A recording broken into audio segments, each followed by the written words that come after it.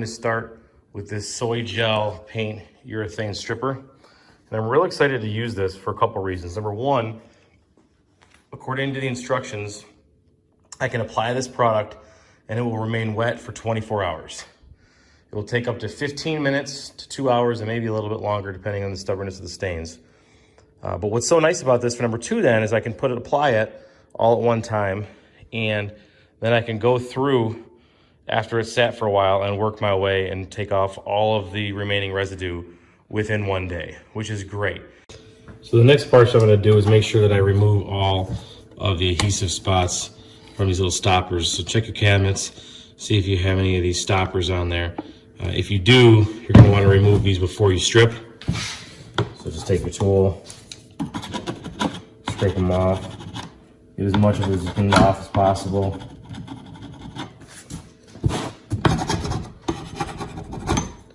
Also, if you see anything, you can always go over it as well. Then just work your way through all of those, and then that will help prep your surface. Pour some in here. This is going to be our brush.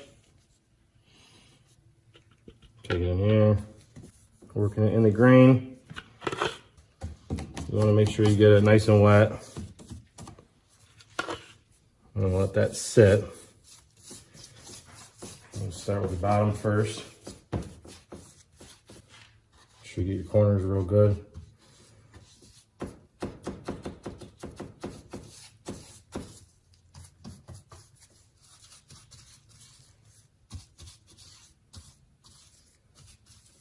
Work all 4 of them. Go over it one more time. Get your other side. It's really easy to work in though. I'm having no issues. It's not sticky. It's not like some stuff has a real tacky. This is smooth as smooth can be almost. Feels like it's heavier than paint, but looser than an oil.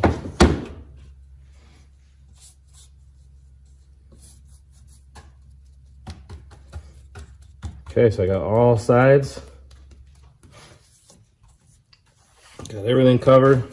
I want to give a quick demonstration on applying the stripper to the front of the cabinets, cabinet doors. I definitely encourage you to put it on extra thick. Not ridiculous where it's gooping out or anything, but I definitely noticed that it's easier to come off the thicker you put it on. Not that it's hard. It's just time tedious. So anything you can do to expedite the time is gonna be well worth it.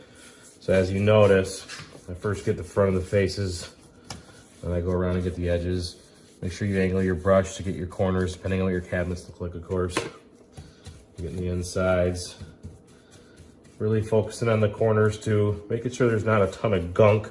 Almost looks like a booger sitting in the corner. If it gets too thick, and you just gotta smooth that out and move it so that it's nice and consistent through the whole area, making sure you don't have any pasty knockups or, no, it's not the best visual, but when it looks like a booger.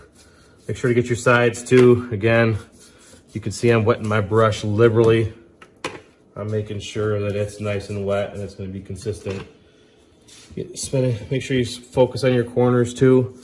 I like to go both ways with the grain, just to make sure you didn't miss it. Tops and bottoms and sides. These are the last bit of my cabinets that I have to get done for stripping. We applied this Blue Bear soy gel, which is just absolutely incredible. Could not be happier with the product. It has done a wonderful job throughout the entire process. It sticks on for a while. Well, we applied it there in that table 1 first, then 2, and 3, and then 4. And what we'll do is we'll work our way again through, start over there, and scrape all the way around, and it will still be wet at the end. It takes everything off perfect. We clean it, there's no smell. It's quite a bit more expensive than the other products. Like the product you can buy at Lowe's is $45.